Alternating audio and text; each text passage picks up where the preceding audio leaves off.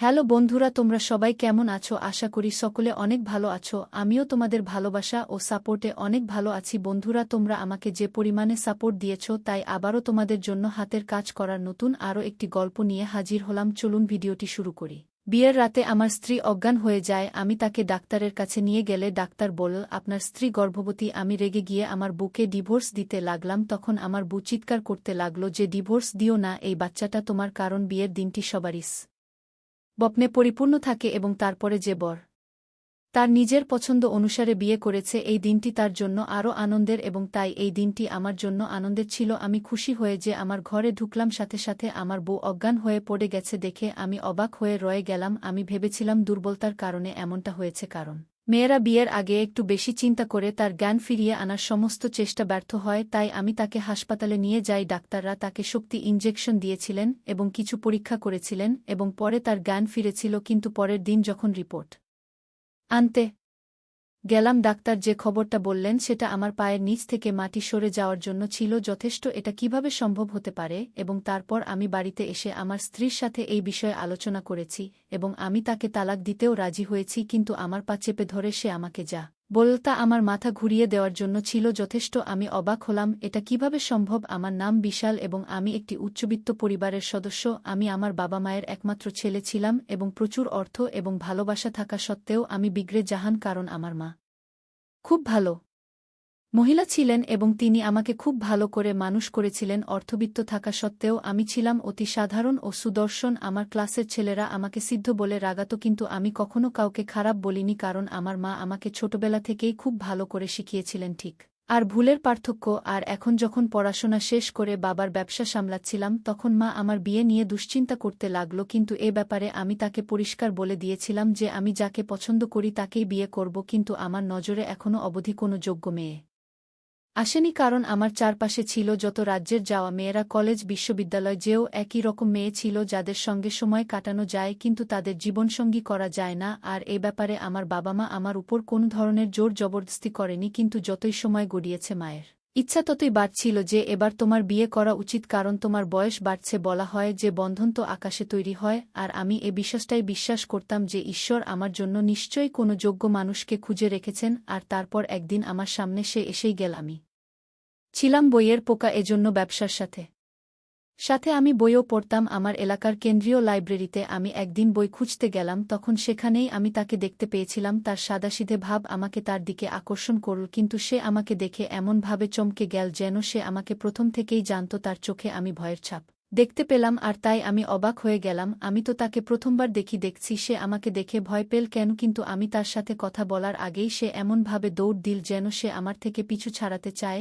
এবং ব্যাপারটা আমাকে অবাক করেছিল। এই অদ্ভুত ব্যাপারটা আমায় অস্থির করে আমাকে বারবার সেই লাইব্রেরিতে টেনে নিয়ে যেতে বাধ্য করে, এবং কয়েকদিন পর আমি তাকে আবার সেখানে দেখতে পেলাম। তাই আমি তার বাড়ি পর্যন্ত পিছু করলাম। আমি খোঁজ নিয়ে জানলাম ওর নাম কোমল, আর তারা বেশ কিছুদিন হলো এই এলাকাতে শিফট হয়েছে। আর সবথেকে বড় ব্যাপার হলো সে তার মা বাবার একমাত্র মেয়ে। এর থেকে বেশি আমি আর কিছু জানতে পারিনি। আমি তো তার শীতে সাদা ব্যক্তিত্বে প্রভাবিত হয়েছিলাম, তাহলে সে আমার থেকে ভয় পেত কেন, যখন কিনা আমি তার সাথে আজ পর্যন্ত কথাও বলিনি? তার ব্যাপারে আরও জানার জন্য আমি সুযোগ খুঁজতে লাগলাম যাতে তার সাথে কথা বলতে পারি। আর বোধহয় সে বুঝতে পেরেছিল, এজন্য সেই সমস্ত জায়গায় যেখানে আমি যেতে পারি সে সেখানে যেতে চাইত না। আর তার এই দূরে পালানোর ব্যাপারটা দিনের পর দিন আমাকে তার প্রতি আসক্ত করেছিল। তারপর ভাগ্য একদিন এমন একটা চমৎকার খেলা খেল যে কিছুদিন পরে মেয়েটা আমার কোম্পানিতেই ট্রেনি হয়ে জয়েন করল। যেহেতু ট্রেনিং এর ইন্টারভিউ আমি নিতাম না, সেজন্য এই মেয়েটির আমার সামনাসামনি হওয়ার কোনো সুযোগ ছিল না। আর যেদিন সে কোম্পানি জয়েন করল তার দ্বিতীয় দিন আমি বুঝতে পারলাম যে আমার কোম্পানিতে সে এখন চাকরি করতে আসে। আর যেহেতু একই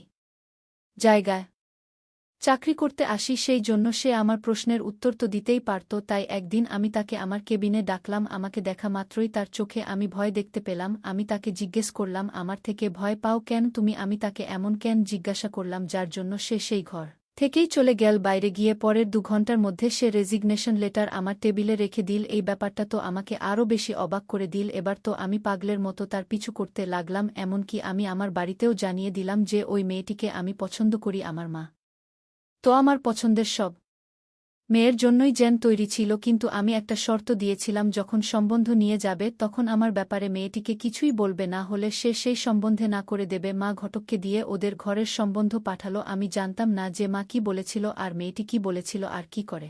এই সমস্ত কিছু হলো শুধুমাত্র 1 মাসের মধ্যেই আমার সম্বন্ধ পাকা হয়ে গেল, কিন্তু সম্বন্ধ হওয়ার পরও আমি তার সাথে কথা বলার চেষ্টা করিনি, কেননা আমার মনে একটা ভয় ছিল যদি আমি তার সামনে যাই তাহলে সে সম্বন্ধে না বলে দিতে পারে, আর সত্যি তো এটাই, আমি তার থেকে আর দূরে যেতে পারতাম না। আমার থেকে সে ভয় কেন পায় এইসব কথা আমি জিজ্ঞাসা করতে চাইতাম, কিন্তু যখন সে আমার স্ত্রী হয়ে যাবে তখন সে আমাকে কিছুই লুকাবে না, আর তার জন্য জরুরি ছিল যে আমি তাড়াতাড়ি বিয়ের উপর জোর দেই। আমার মায়েরও বিয়ে দেওয়ার তাড়া ছিল, আর ওর পরিবারও সেরকমভাবে বাধা দেয়নি। এজন্য মোটামুটি 1 মাস পরেই আমার বিয়ে ঠিক হয়ে গেল। আমার মা শুদ্ধ সবার মনে হতো আমি এই বিয়েটা যেহেতু নিজের ইচ্ছায় করছিলাম, নিশ্চয়ই মেয়েটির সাথে আমার। তখন সে এমন একটা অদ্ভুত আচরণ করল যেটা আমায় ভেতর পর্যন্ত নাড়িয়ে দিয়েছিল। সে নিজের ওড়না গা থেকে সরিয়ে আমার পায়ে রেখে দিয়েছিল, আমার প্রাণ নিয়ে নাও, কিন্তু আমাকে ডিভোর্স দিও না, কেননা এই বাচ্চাটা তোমারই। আমি জানি তুমি আমার সাথে বদলা নেওয়ার জন্য আমায় বিয়ে করেছ, যেমন চাও তেমন বদলা নাও, আমাকে মেরে ফেললেও আমি উফ পর্যন্ত করব না, কিন্তু আমাকে ডিভোর্স দিও না, তাতে আমার মা বাবা মরে যাবে। এদিকে আমি তো তার এই ব্যবহারে অবাক হয়ে গিয়েছিলাম। আমি ওড়নাটা তুলে তার গায়ে দিলাম আর তাকে বললাম, সম্মান দিয়ে তোমাকে নিয়ে এসেছি, আর তার জন্য আমার পায়ে তোমার ইজ্জত রাখার দরকার নেই। কিন্তু তুমি এটা কি বললে? এই বাচ্চাটা আমার, আমি তো তোমাকে জানিও না আর সম্বন্ধ পাঠিয়েছিলাম। কিন্তু সে বলল, আমি কসম খেতেও রাজি আছি যে এই বাচ্চাটা তোমারই। তার কথা আমাকে অবাক করে দিয়েছিল। যে কোনো দুর্বল থেকে দুর্বল চিত্তের মানুষও এত বড় দিব্য খেতে পারে না, তাহলে মেয়েটি কি করে এত বড় দিব্য খেতে পারে, যখন কিনা আমি জানি যে এই বাচ্চাটা আমার নয়। কিন্তু আমি এটার তামাশা করতে চাইনি, এজন্য চুপ করে গেলাম। ফুল সোজা এরকমই একদম সাধারণভাবে কেটে গেল, কিন্তু এরপর আমরা দুজন অচেনা হয়ে গেলাম ধীরে ধীরে নদীর দুই ধারের মতো। আমি তার আচরণের হিসাব নিতে থাকলাম। সে রোজ পুজো করত আমার আর আমার পরিবারের সব রকমভাবে সে খেয়াল রাখত, কিন্তু একটা ব্যাপার যেটা আমাকে অবাক করেছিল, সে একদম পরোয়া করত না যে তার ফোন কোথায় পড়ে আছে। সে আমার সাথে বাইরে গেলেও আমি অবাক হতাম যে তার জীবনে যদি অন্য কেউ থাকেও তাহলে অন্তত তার সাথে কথা তো বলবে। সে আমার সহ্য করার ক্ষমতা যেন আস্তে আস্তে চলে যাচ্ছিল। আর 1 সপ্তাহ পরে আমি আস্তে করে তাকে আমার পাশে বসালাম আর বললাম, এখানে বসে আমাকে সব সত্যিটা বলো, যা কিছু তোমার সাথে হয়েছে আর যেটা তুমি ওইদিন বললে যে এই বাচ্চাটা নাকি আমার। তুমি এই কথাটা কি করে বলতে পারো? কিন্তু তার আগে আমি আমার দিকের গল্পটা তোমাকে বলে রাখি। যখন আমি ওকে বললাম যে আমি তোমায় প্রথমবার লাইব্রেরিতে দেখেছিলাম, আর তারপর তোমার ব্যাপারে আমি জানার চেষ্টা করেছিলাম আর নিজের মাকে বলে তোমাকে বিয়ে করে নিয়েছি, ব্যাস আমার দিক থেকে এটুকুই কাহিনী। তখন সে অবাক হয়ে গেল আর বলতে লাগলো, এই শহরে তো তুমি আমাকে লাইব্রেরিতে প্রথমবার দেখেছিলে, কিন্তু এর আগের শহর থেকে তো তুমি আমাকে দেখে আসছো, সে ব্যাপারে তো বললে না। এটা শুনে আমি বললাম, কিন্তু এই শহর থেকে তো আমি কখনো বাইরেই যাইনি, আমি তো এই শহরেই লেখাপড়া শিখেছি আর ব্যবসার ডিগ্রি তো আমি লন্ডন থেকে নিয়েছি। ও যে শহরের নাম বল, আমি সেই শহরে কখনো ব্যবসার জন্য ডিল করতেও গিয়ে থাকতে পারি, কিন্তু সেখানে কখনো কোনো মেয়ে তো নজরে আসেনি। তখন সে বলল, এটা সত্যি না? আমি বললাম, তুমি নিজের গল্পটা বলো, তুমি এটা ভেবেই বলো যে ওটা আমিই ছিলাম, কিন্তু তোমার সাথে কি হয়েছে? ও বলল, কলেজে একটা ছেলেকে আমি পছন্দ করতাম আর সেও আমাকে পছন্দ করত। যেমন সবার সাধারণ বন্ধুত্ব হয়, আমাদেরও সেরকমই ছিল, আর আমরা দুজন খুব ভালো বন্ধু হয়ে গিয়েছিলাম, কিন্তু শুধুমাত্র বন্ধু। আর তারপর এই বন্ধুত্ব বটা আস্তে আস্তে ভালোবাসায় বদলে গেল। আমার মা বাবাও এই ব্যাপারটা জানত, তাদের কোনো আপত্তি ছিল না, কেননা ছেলেটাও খুব ভালো ছিল।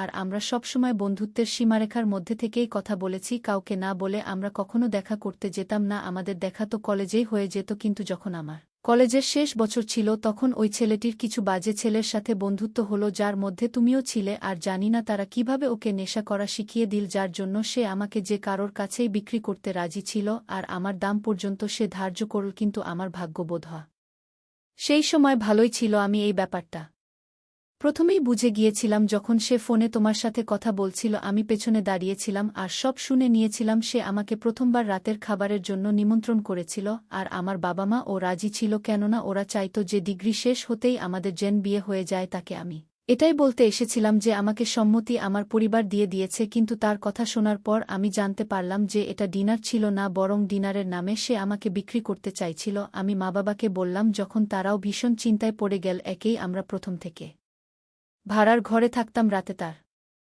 ফোনের উপর ফোন আসতে থাকল, আর আমি তাই তাকে বললাম আমার মায়ের শরীর ভীষণ খারাপ হয়ে গেছে, এজন্য আমি আসতে পারব না। ওর জন্য আমি 1 সপ্তাহ ছুটিও নিলাম, আর আমরা এই 1 সপ্তাহের সবকিছু বাঁধলাম আর এই শহরে চলে এলাম। আমি ভাবলাম আমি বেঁচে গিয়েছি আর সবকিছু শেষ হয়ে গেছে, কিন্তু এখানে আমি তোমাকে দেখলাম আর চিন্তায় পড়ে গেলাম। তারপর থেকে আমি ঘর থেকে বেরোনোই ছেড়ে দিলাম, কিন্তু মা বাবাকে এটা বলে বিরক্ত করতে চাইনি। আর যখন একদিন বাজারে গেলাম তুমি আমাকে ধরে ফেললে আর আমার সাথে জবরদস্তি করলে। তুমি আমাকে বললে যে তুমি আমার দাম অলরেডি নিয়ে ফেলেছ, আর আমি এই ব্যাপারটা আমার মা বাবাকে বলতে পারতাম না, আর আমার পেটে থাকা বাচ্চাটা এভাবেই এসেছে। এবার আমি ওকে বললাম যে আমি তো ওটা একদমই ছিলাম না। ও আমাকে নিজের বন্ধুর নম্বর দিল, আমি ওখানেই বসে বসে নিজের পুলিশ বন্ধুকে ওই নম্বরটা থেকে ডিটেইলস বের করালাম, আর ওই লোকটির সাথে যাদের বেশি মেলামেশা ছিল সেই সমস্ত ছেলেদের ডিটেইলস বের করলাম। আর যখন ওদের ফোন নম্বর, ওদের ছবি আমার সামনে কিছুক্ষণের মধ্যে আসলো, তখন ওই ছবিগুলোর মধ্যে আমি নিজের ছবি দেখে অবাক হয়ে গেলাম আর চিন্তায় পড়ে গেলাম, কেননা ওই ছেলেটা হুবহু আমার মতোই দেখতে, কিন্তু